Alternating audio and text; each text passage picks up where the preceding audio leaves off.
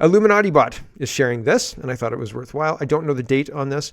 He says, Jamaica is about to become fully digitized. Digitization is the end of your freedom. I think that's true.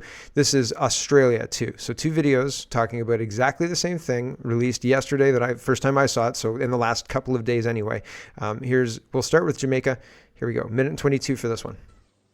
In the coming weeks I'll be making certain announcements regarding the acceleration of Jamaica's intention to become a fully digital society. Please clap. We are well on our way to this. We have established the national identification system. We have put in place our digital currency. We have given directions to our ministries to digitalize their operations. Most of our ministries are now moving from paper-based systems to digital systems. Our military is transitioning. The society is moving very quickly, very rapidly to become digital. Our banking consumers are seeing it as well because the banks are moving very rapidly to digital. You have something now called artificial intelligence. Very soon, this position of a human being exchanging cash and so on, that is going to disappear from the banking system very soon. And you are going to have to interface with machines. I don't want it to be a scary thought, but it is a thought that we all have to embrace. There's a lot to unpack. There's a lot to unpack in this whole thing here. I think that there's talking about the end of transacting in cash. That's the end of that. You'll have to transact with machines instead of humans. AI is going to take over and you'll have to interact with that. And don't be afraid. I remember Billy Corgan, and this was after Melancholy and the Infinite Sadness was a huge success, double album anyway. And massive success. And he replaced his drummer with a drum machine. And he said, don't be afraid. This is the future. And that album was not as good, not nearly close to as good. And I mean, maybe people out there disagree with me, but I mean, commercially and personally, it wasn't nearly the success that the last couple of albums for that band had been. And so when people say like this is the end of this era, I don't know. That's one little country, right? Is everybody doing it? Oh, here's Australia. Shucks. Here's E says Australia is going cash free. Without warning, all 4 major banks began limiting cash withdrawals in various cities, making some branches cash-free. Government took $1 billion worth of notes out of circulation. People are unable to withdraw more than $500. It's happening, and that's not the Ron Paul celebration gif. This is the bad one, the bad it's happening. Here's Australia. Australia is slowly shifting towards being cash-free. More than $1 billion worth of notes have disappeared from circulation in the past 12 months. It follows the Commonwealth Bank's decision to start trialling cashless branches across Sydney. Economists say a cashless society will hurt criminals on the black market, but will make life more difficult for the elderly who rely on notes and coins. Australia is slowly shifting towards being cash-free. So, I mean, moving in that direction is signals all over the place. Everybody is saying this is the direction we're going. I've seen signals in the UK. I've seen signals here as well. Pierre Poilievre even says he won't initiate a mandatory digital ID or mandatory CBDCs or anything like that. But I feel like they're going to get rolled out, and then the next guy is going to come in and say these things are mandatory because of all the crime we see online. We have to normalize with the rest of the world with this digital ID because of the crime we see online. I could see that kind of attack line being used to implement this garbage. Anne is pointing this out. Here's Adam von Camp, and Adam von Kayak, right? He is tweeting out and got community noted about this. Amidst the worst wildfire season Canada has ever faced, Alberta, a province that still uses coal to generate electricity, so there's a little virtue signal, a little dog whistle there, turns their back on clean, green, renewable energy. Clean, green, renewable. How do you make a wind turbine? How do you make a solar panel? I mean, does it just poof out of another wind turbine? Is there a manufacturing process that I don't know about that uses wind turbines to heat metal and steel up to the degrees you need to form them into the shapes they need to be a windmill? I don't know, man. I don't know. Readers added context. Alberta will phase out coal-powered electricity by the end of 2023, 7 years ahead of the federal target. So there you go. The implied lies and the outright lies. It's very interesting. Here's the direct tweet from Von Camp, and here it is again. So they're getting called out. Katie Telford, the other day on August 3rd, got called out. She said Canada has 0 pro-choice conservative MPs, a watchdog says. And the community note says, the bill you're talking about, Bill C-311, doesn't have the word abortion in it. And it is actually something completely different, dealing with punishment after a crime has been committed. and making it the punishment worse if the person is pregnant. It has nothing to do with abortion. Yet these guys are trying to lie and gaslight people into thinking it has to do with abortion. So the truth doesn't matter. All that matters is what people believe after they read the tweet, right? Katie Telford doubles down on yesterday on this tweet, even after being community noted about this isn't about abortion, actually, right? She says, a few thoughts. The article is from a credible publication. So Katie Telford promised Jody Wilson-Raybould that the right people would write op-eds talking about how it's the right decision and people would back her up and don't worry about it, all sorts of stuff. So she has contacts who would write op-eds to blast sunshine out, whatever, about Jody Wilson-Raybould and her decision to give SNC a DPA. And maybe that's getting too wonky from years ago, but fundamentally, she has contacts who she can place anything she wants in credible newspapers. So her going to this, that's probably the weakest argument she could rely on. It's from a credible source. Great, Katie. Who did you call to get it put in that credible source? How much did it cost to get it put in that credible source? Number 2, it was retweeted prior to my tweeting it by many nonpartisan people. It's based on facts, a vote in Parliament. Yeah, the CPC was given a chance to respond. They didn't, so I stand by my tweet. Have a great weekend. So they didn't respond. That proves that I'm right. They could have responded and they didn't. So ergo, I'm correct. Maybe you're just not worth their time. Maybe that's it. Duncan is responding to Katie Telford talking about how Canada has 0 pro-choice conservative MPs, erroneously implying that Bill C-311 is about abortion. And he says, Siri, show me a sign of desperation by Canada's Prime Minister's Chief of Staff. So yeah, it seems like this whole thing has been whipped up in order to change the page on all of the scandals that have been piling up for Trudeau, right? And they have been every single day. Dan Albus, who's an MP, I believe he's an MP, he says it's Dan Albus MP. Yeah, Conservative MP, Central Okanagan, I believe in Canada and Canadians, he says. The federal Liberals' new communication strategy appears to be doubling down on their signature tactic, gaslighting Canadians into thinking there's no problem at all, and if that fails, blaming them for thinking there's a problem at all. So National Post is publishing this. Justice Minister Ari Verini gaslights Canadians on crime. So Verini, the other day, I was talking about how the crime index, and there was a chart I showed, and it showed that up to 2006, when Stephen Harper took over, the crime was at a very high rate. Let's say 100 parts per million, but I think it was 100, but I can't remember the scale, so just say 100 scale units. And when Harper took over, the scale dropped very, very quickly, I think by 2012, which is 6 years, but quick in the terms of a government, right?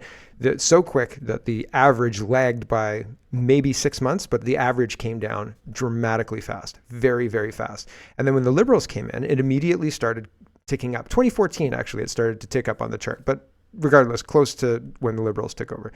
And it didn't tick back up to the 100 level, though. It ticked up between 70 and 80, and it was sitting between 60 and 70 when in 2014. So down to between 60 and 70 and back up to 70 to 80.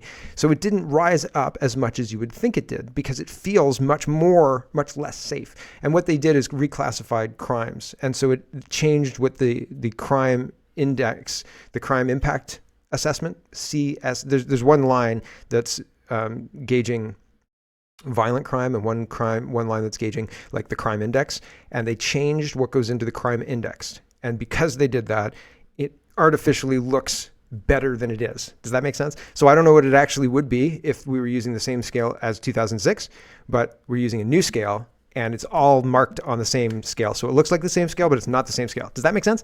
And so he's saying, you guys perceive this increase in criminality, but there is really no increase in criminality because, see, This index says there's no increase. And so, ergo, there's no increase, right? The data says you are crazy. It's gaslighting. It's gaslighting. That's exactly what it is. And so that's how they're getting away with this. And people are calling them out, right? Like, oh, of course there's no extra crime, except look at all this extra crime. Like, of course there's extra crime. What are you talking about? And so it's interesting. It's interesting to watch all of this unravel. And are we going to be satisfied with all of this when all is said and done, when these liberals are finally removed and somebody else is in there? Are we going to be satisfied with justice? Are we going to be satisfied with arrests? We haven't even seen arrests for any of the COVID stuff. In fact, people are being told that your rights don't matter. The COVID laws are universal, and don't you understand that charter rights are not something that can be suspended, or not something that are universal and ironclad? You can have your charter rights suspended if we want to suspend them because of health for your safety, comrade, and you've got no recourse whatsoever. So be glad you live in a free country, right? Like, it is insane. It is absolutely insane. But when all is said and done, I don't think anybody is going to be satisfied by the justice administered for the damage done by the government on behalf of the government. So like municipally, by public health, by mayors and council people, by provincial MPPs and premiers, by MPs who said nothing in caucus, by caucus members or by cabinet members, and by the prime minister himself. All of these people failed us completely and fully and have faced no consequences, no accountability for their actions, and no accountability for their failures. And we're told that if we have complaints about it, we're the problem. Gaslighting. And it's wrong. It's just terribly wrong. But that's how they do it. They cook the books and they say, look, everything's fine. The in equals the out, and we're perfectly balanced. And then you say, can we get the receipts on the $600 million or $600 billion we're missing on like this line here? And they say, that's racist. Get out of here. We're perfectly balanced. And if you don't agree with us, you're going to the gulag for re-education, sir.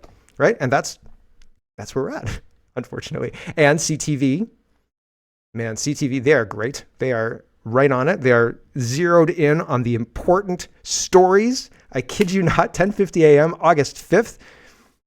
They're hunting for Nessie. CTV News. Monster hunters wanted a new search for the mythical Loch Ness monster. Loch Ness beast. Loch Ness beast? It's a beast now? Next week, we're going on a Bigfoot hunt in BC. We've heard that Bigfoot is in the forest of British Columbia, and CTV is leading the hunt. Okay, so we'll see you there. Tune in next week. Will we find Bigfoot? Right? I mean, don't worry about taxes. Don't worry about the people. Don't worry about the 10 cities. We're on the hunt for Nessie. Doesn't Nessie live in Scotland? That's racist. I think it's called Scotlandistan now. Okay, so like, please be inclusive. Oh, that's tongue in cheek, and maybe a little gauche. Okay, Blackhawks reporter says anyone flying spy balloons over Canada without a federal permit faces a $25,000 fine. Warns transport minister after the U.S. shot down the Chinese balloon. Yeah, so guys, because China put a balloon and spied on Canadians, if you put a balloon up, it's a $25,000 fine, and we've sent a $25,000 fine to China, and we are waiting for a response. Great job, Christina. Could you tweet about that? Oh my gosh. Really? $25,000 fine for balloons across Canada? Yes. This is, never let a crisis go to waste, right? We got spied on. How can we turn this around on the Canadian people? Let's tell them that they have to give us $25,000 if they do the same thing. Yay! Genius. Absolute genius. Here is housing. Housing is terrible. The reason housing is terrible is because the supply is way out of whack with the demand. If you keep bringing in people, and we're bringing in about 1 million people a year, and they're talking about increasing it, if you keep bringing people in, then when these people come in and try and find a place to live, the supply is diminished because there's a lot of people looking for the same amount of places to live that were always there, right? But millions of more people looking for the same place, same thing. And so in a low supply, high demand environment, right, what happens to the price, right? If there's 4 items and 10 people want it, well, the price of those 4 items goes up. If 100 people want it, it goes up even more, right? 1,000 people goes up even more. 4 items, 1,000 people want it. Holy smokeronies, man. You better have a lot of money, more than the rest of those 1,000 people, right? And so on and so forth. And so supply and demand is a big issue. And I've been told that it's not the only issue, right? Affordability is driven by the interest rates and all sorts of other stuff. But if you keep bringing people in, they're going to demand housing. And if you can't build more than, We're building 100,000 houses so the supply is 100,000 houses. And the demand is 1 million people. That's 1/10 of that population. That takes nothing into account for the people who live here now. And I don't know how many people yearly in aggregate are maturing to the point of needing a house. So the number of people every year who are aging into being 18 years old and saying like, okay, I'm out on my own now, or 18 or 21 or whatever the age is, 30, whatever the age is, they move out of their parents' house and strike out on their own and get their own place and so on and so forth. I don't know what the age is, but if you have all of those people and you're making 100,000 houses and you still have all of those people and 1 million other people coming here, what do you think is going to happen to the supply? Very, very limited. And what do you think is going to happen and when the demand is doing that when the demand outstrips the supply like that, you've got a high price, and you're going to have a high price, and you're going to have people living in tent cities. This is Hussein Ibram, and he is a commodity broker for basmati rice. I thought, man, this is great. I thought I followed this guy. Anyway, Canada, he says, has become hell for newcomers. Please stop painting a rosy picture about this place when talking to people back home who want to immigrate here. Just show them this video. Thank you. So don't tell people back home that Canada is this great bastion of hope and help and you'll get lots of money and a hotel, because it's not true. And here's the tent city that we live in. It says, find someone before you come. And you can see all sorts of debris, kind of like bags, people sitting on the floor, and it's downtown Toronto. But here we go. It's a cell phone video showing the conditions about how Canada is for newcomers downtown Toronto. Here we go.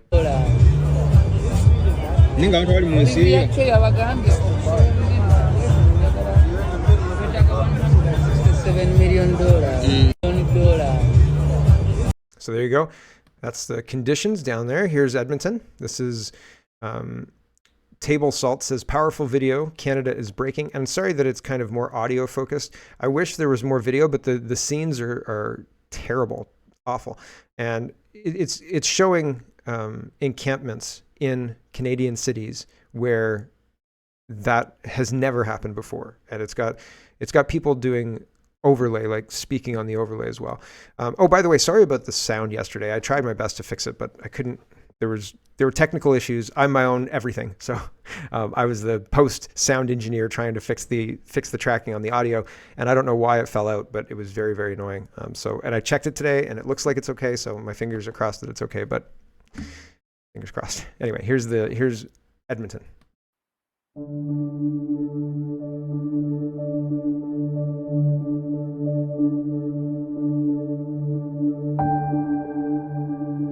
We have to live with a dumpster right outside our door. I've lived here for 5 years and I've never seen this like this before, and they're beating each other up on a daily basis and killing each other.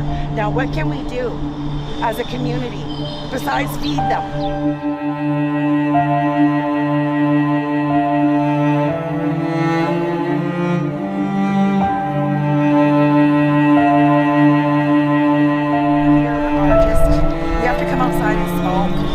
We live in danger. They live in fear. And they're always seeing these young people getting beaten up with black eyes and everything, and it's just disturbing.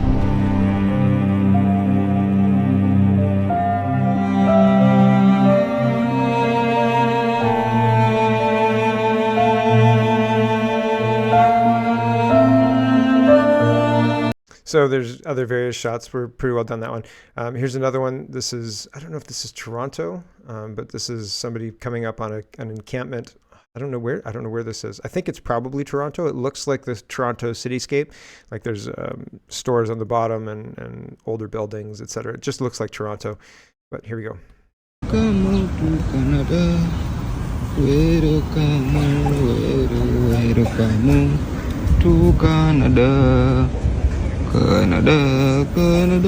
Canada. Canada.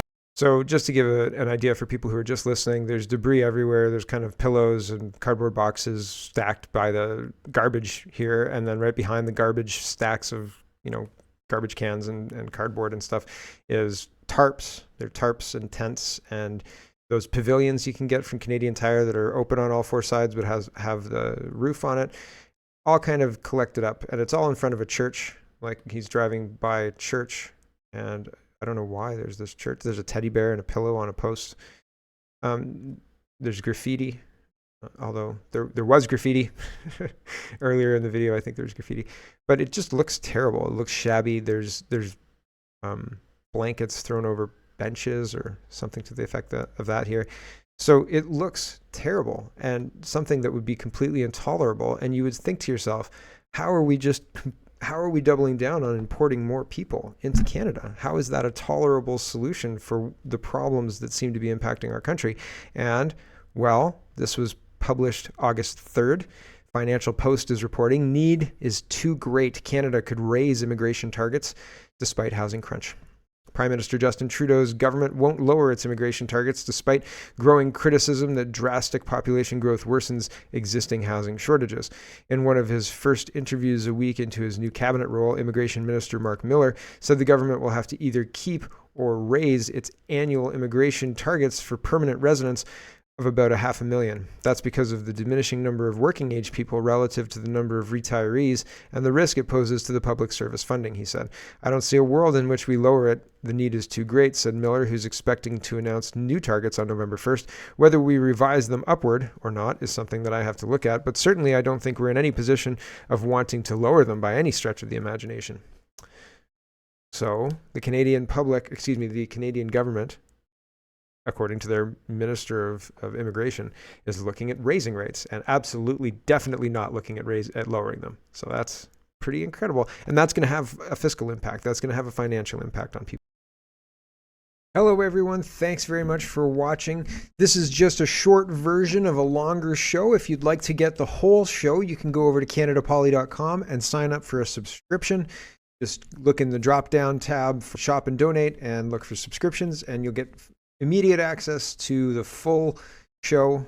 Love to see you. Thanks for watching, everybody. Have a wonderful, wonderful